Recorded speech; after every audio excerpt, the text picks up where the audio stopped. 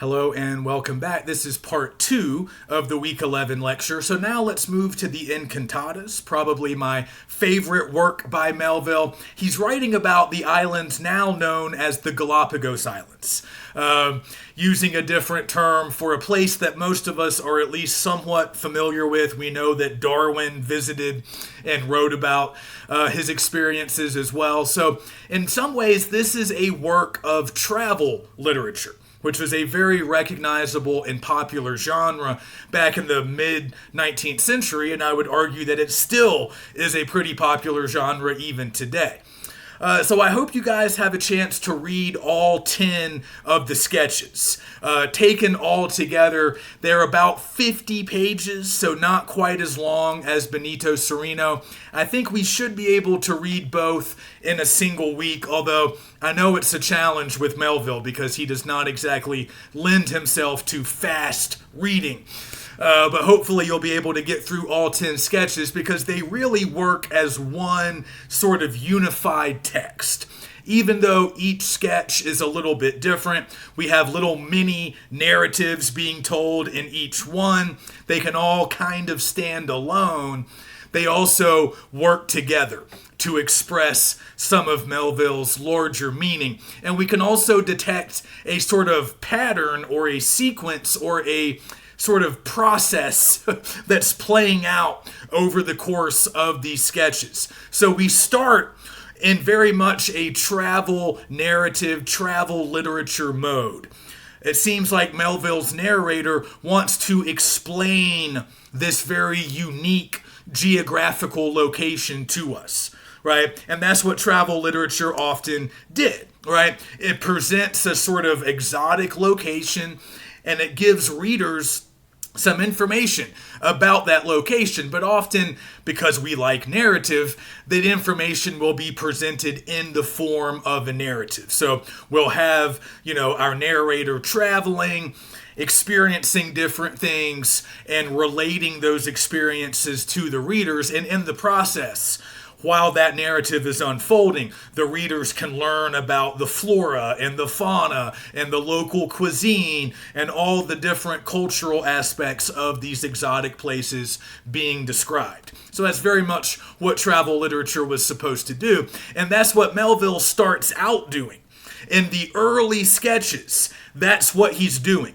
But then, as we progress, as we climb a little bit further into this narrative journey, a lot of the explanation stops. A lot of the transparency goes away. And we find ourselves once again in a more ambiguous gray zone where there aren't a lot of easy answers. And a lot of those attempts to explain, decipher, and define have proven to be ineffective, and we're left with sort of desolation, but also we're left with humanity. We start with nature. We start with a lot of descriptions of the physical geography here, right? The natural world. But then humans show up, right? Eventually humans get involved. And by the end, we're left with the sort of sad, ambiguous remains of humans. So again, we have to read all 10 sketches to really notice this progression, this shift that occurs from sketch 1 to sketch 2.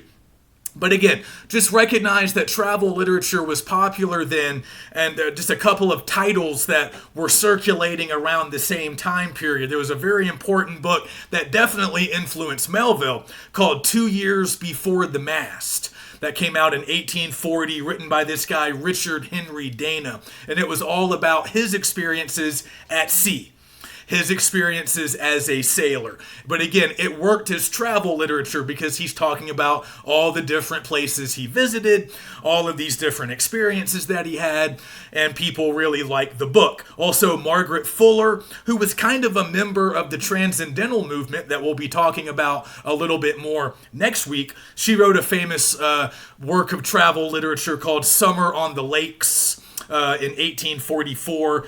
That's about the Great Lakes, that region of the U.S. And even Charles Darwin participated in this genre with his diary of the voyage of the HMS Beagle. And that's, I believe, when he went to the Galapagos Islands, among other places. So, again, there was a track record, there was a lineage of these kinds of texts that Melville is drawing upon. Right? He's very self-consciously operating within this sort of mode, this sort of genre, but in the fashion of a lot of postmodern writers that would come along later, what he really wants to do is start out in the genre and then kind of play around with the genre and ultimately depart the genre and to end up in some weird, different place. But I want us to notice how we begin in the first sketch, the Isles at Large. So this is largely, like what he's doing in this first sketch is largely explanatory. He is describing things for us. And he's describing this place as desolate, solitary, and looking much as the world at large might after a penal conflagration. So that's a very strange metaphor that he's using there, comparing the appearance of these islands to a penal conflagration. A conflagration is a big fire, and penal, of course, is where we get penitentiary, I think. It just means a place of confinement or punishment. So like a penal colony, that's where we used to send criminals to. So that's a very strange way of describing the islands. But then he goes on to talk about how they are clinker bound. They are tumbled masses of blackish or greenish stuff, like the dross of an iron furnace, forming dark clefts and caves here and there, into which a ceaseless sea pours a fury of foam, overhanging them with a swirl of gray, haggard mist, amidst which sail screaming flights of unearthly birds, heightening the dismal din. So again, notice the lyricism, notice the alliteration, notice the word gray showing up once again.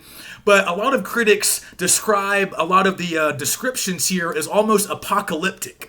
Like this is almost like a post-apocalyptic landscape in many ways. And Melville seems to be playing around with some of those ideas. Later, he tells us that many of these isles are uninhabitable, though we do learn that some people have lived there, at least temporarily. And our narrator even suggests that in some cases, some of these isles might even be enchanted in some way.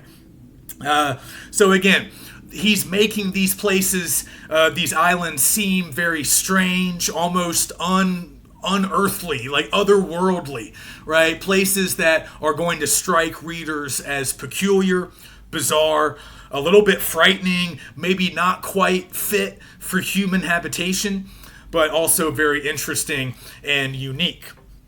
So again, he's drawing on some biblical, magical, and sort of mystical characteristics in these descriptions of the islands. But again, notice that in the early sketches, he's trying to explain things to us. He's trying to describe things to us.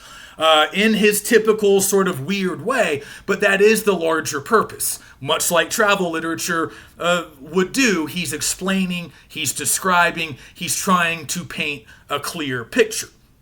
And he's also making it seem like we can, as readers, we can arrive at some kind of understanding of this place. So a good example of this is when he's talking about the tortoises.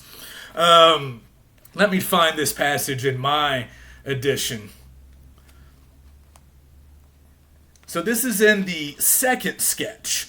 And he's talking about these large tortoises that he and some other men on board the ship have captured and brought aboard the ship. So he describes the tortoises as wondrous. And that's a word that means to cause wonder or amazement. So again, that's a very deliberately chosen word. So when first confronted with these very strange animals, Our narrator, who we might view as just a pretty obvious stand-in for Melville, at least at this point, he's sort of struck by, he's amazed by them. He's never seen anything like them before. He describes them as mystic creatures. But notice what he goes on to say. These mystic creatures, suddenly translated, important word, suddenly translated by night from unutterable solitudes to our peopled decks. A lot of important rhetorical work is getting done in just that little part of the sentence. These mystic creatures are translated by being brought from their native environment, their native habitat, which he describes as unutterable solitude. Notice that word, unutterable. We don't even have the ability to speak it. We don't have a word for it. We can't talk about it. It's a level of solitude that's almost like beyond human comprehension. A lot of things about the Galapagos are kind of maybe beyond human comprehension. But something happens when we take those tortoises off the island and we put them on board a ship. Our peopled deck. That means there's a lot of people on board the ship. The ship is a man-made structure. There's a lot of people there. So we're taking the tortoises from something unknown and maybe unknowable for humans, and we're translating those tortoises to a ship, which is very knowable, very familiar, even more familiar and common to readers of the mid-19th century than to us. I mean, I've only been on a large sailing vessel a couple of times in my life. Back then, it was one of the most popular modes of travel. So most people had been on board a ship. So they know what a ship looks like. They understand a ship, right? But we can't understand where these tortoises come from. So in the process of taking them from their natural habitat to the ship, we are translating them. We are making them easier to understand. We're making them easier to know. And that's something that keeps happening in this passage, right? This is what Melville wants to do for us at the beginning of the Encantadas. He wants to translate. He wants to explain. He wants to take the strange and the bizarre and make it knowable. So that's kind of what he's doing with the tortoises. And he goes on to say later that they were transfigured. The tortoises were transfigured into Roman colosseums. Now, what does that mean? Okay, the word transfigure just means to transform into something more beautiful. So, for example, in the Bible, Jesus is transfigured and becomes radiant in glory. Okay, but something similar is happening to the tortoises. But again, why does he use this language? What does he mean? Again, there's a theme here, right? Translating, transfiguring, transporting, taking something from its unknowable origins and making it knowable, making it understandable by making it undergo some kind of a change, even if it's just a change of location. So again, they're taking the tortoises on board the ship, ultimately to eat them. Let's keep that in mind. They're ultimately going to eat these tortoises and use their shells as soup bowls, which really was pretty common. It was a delicacy back then. But again, the idea of transfiguring the tortoises into Roman colosseums, what is that? But think of it in these terms, right? This is what Melville has to do, right? These tortoises are kind of beyond human comprehension. They live in this weird place. Most people never see them. So how do we make them knowable? How do we make them easier to understand? Well, we have to compare them to things that we do know, like Roman colosseums. Now, why Roman colosseums? I don't know. Maybe because tortoises are really old. They kind of have an air of being ancient, much like stuff from ancient Rome. It's not 100% clear, but Roman colosseums are recognizable to Melville and to his readers. We know, even if we've never been to Rome, we've seen, I mean, back then, people would have seen, now we know what tortoises are too. But back then, people would have known the Colosseums better than they would have known tortoises, right? So by comparing the tortoises to something that we know from history, something we might know from our own travels if we've ever been to Italy, right? Now we're taking the unknowable and making it more knowable. That's what happens with the tortoises. Even the fact that the men ultimately eat the tortoises, right? Even that is another way to kind of translate them, right? We're taking them from their unutterable solitude, right, on the islands, and now they're on board the deck with all of these people, and oh yeah, we're going to eat them, and we're going to turn them into soup bowls. That's something very recognizable to all of us, right?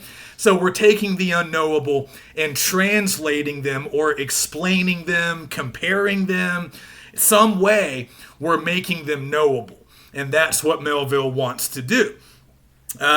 So they eventually turned them into fanciful soup tureens. And a tureen is just an old-timey word for a soup bowl. So turning that strange thing into a familiar and thus knowable thing. And if you jump ahead to the third sketch, again, he's doing something similar here with description. The Rock Redondo. Now we have this stone tower, and if you can get to the top of it, you'll be able to have this sort of comprehensive view of the entire region round about.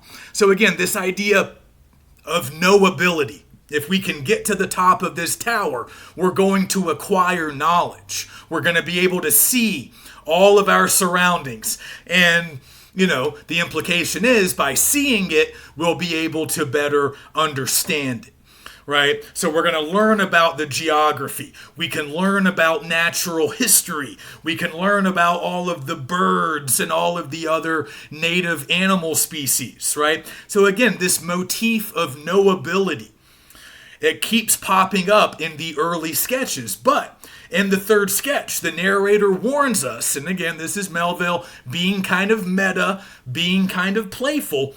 The narrator tells us that it's not easy to gain a comprehensive view.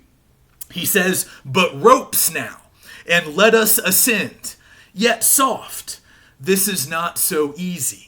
So again, a lot of critics interpret that to basically mean reading me is not that easy. You need ropes. You need to really work at it if you want to ascend to the top, or to reverse the metaphor, if you want to dig, beneath the surface and apprehend the truth. So again, we can learn a lot from standing on the rock, but it's perilous. It might be very difficult to get up there.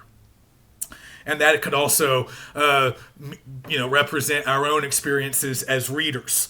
And just to continue that motif of knowability, look at the fourth sketch.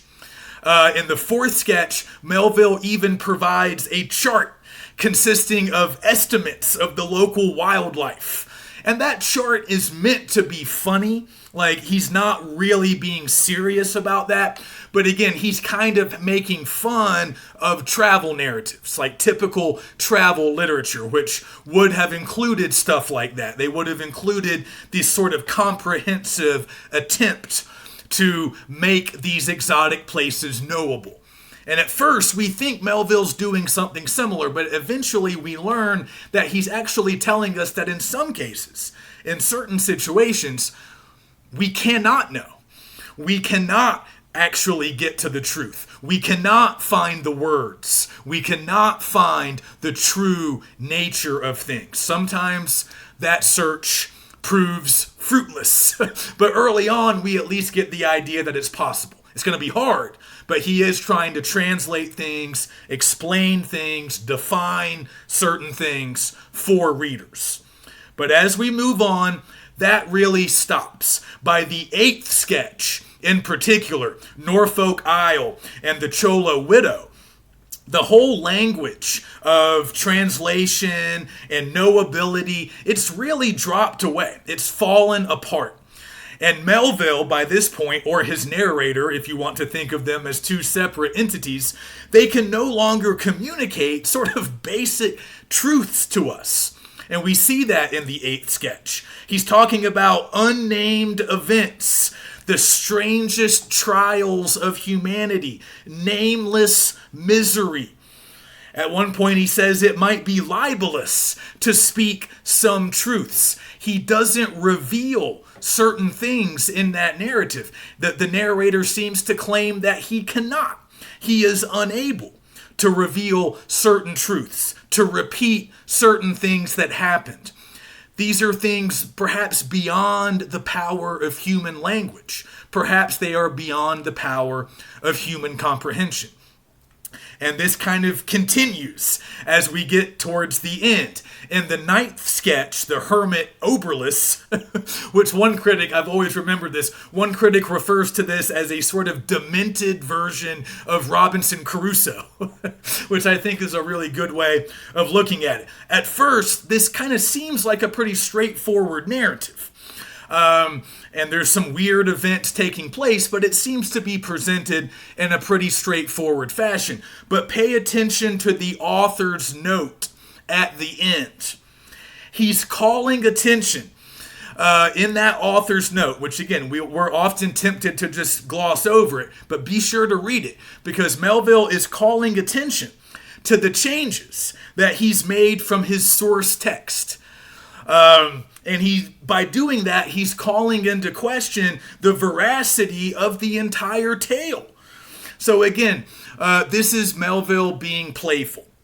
After he presents this narrative, he gives us an author's note and says, well, I'm getting a lot of this from this one source, but I'm changing some stuff. I'm changing certain things that I think are going to better capture the true nature of what happened. So that's just throwing everything into doubt. And that's sort of undermining the truthfulness of the narrative, which we might have been taking for granted initially. So again, Melville wants to challenge us, right? What is the truth? Can we ever get at the truth? Should we believe our narrator? Should we believe our source text? What is the truth and how do we find it? Always a question to consider with Melville. So again, there are certain things, particularly in that 8th sketch. In that 8th sketch, there are certain things that are perhaps too mysterious and too tragic to be revealed. So there are limitations to this explanatory, informational mode that dominated travel literature. So again, just notice that Melville abandons that mode as we continue along. And we start out with something that might feel a little bit like nonfiction, and then we end up with sketches that feel very much like creative short stories by the end. So again, we're starting in some kind of factual zone, and then we end up somewhere a lot more ambiguous, a lot more gray, but also perhaps a little bit more literary for those reasons. And then we get to the final sketch, the 10th sketch. And a lot of the previous language by now, that previous language about mysticism and enchantments, a lot of that's gone now, right? So again, notice that we started out with the natural environment in those early sketches, thinking about animals, thinking about geographic landforms. And by the later sketches, we're much more focused on people, individual human characters. So as a result, a lot of that early language that sort of suggests that these are sort of mystical, enchanted isles, that's gone now. Maybe they used to be, but now they've been visited by a lot of people. So notice the descriptions that we are left with in that 10th and final sketch. We have a makeshift post office. We have gravestones. We have a potter's field, which is basically an old-timey term for like a burial ground for people who didn't have families, or really didn't have money or, friends who could afford to, pay for their funeral and get them an actual headstone in a real cemetery. So we have all of these sort of remains of humans the detritus of humanity. Obvious signs that people have been there. Again, post office, graves. There's nothing very magical or mystical about those things. Those are quotidian, everyday, human kinds of things. So the language has changed as a result. The descriptions have changed. Now we have these signs of vanishing humanity. Even if humanity doesn't stay there for very long, humanity goes there. Melville went there. Darwin went there. These other characters that we learn about went there.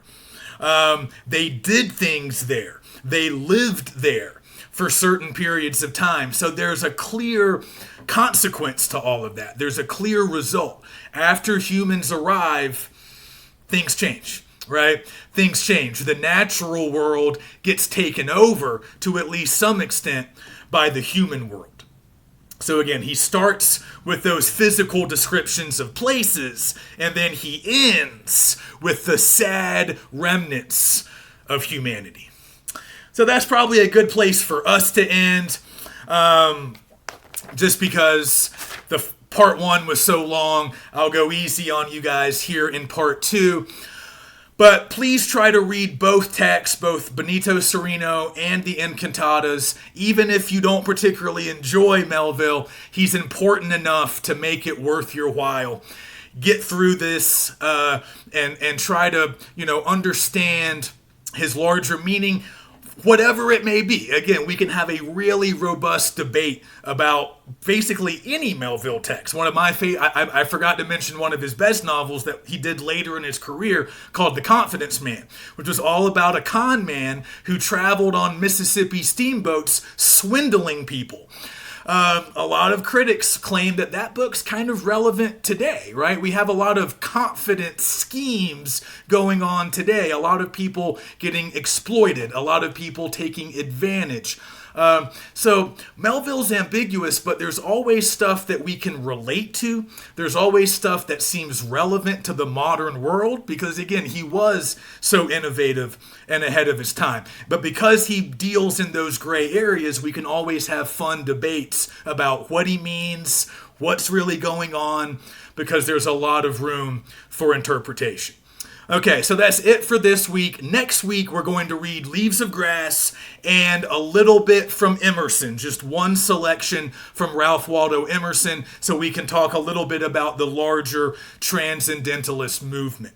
Okay, and next week, we'll conclude our American Renaissance unit. So once we're finished with Whitman and Emerson, we move on to our fourth and final unit starting in week 13. So we're getting near the end. If anybody's falling behind or if you have any questions, email me. We can always talk more. Otherwise, I will see you next week.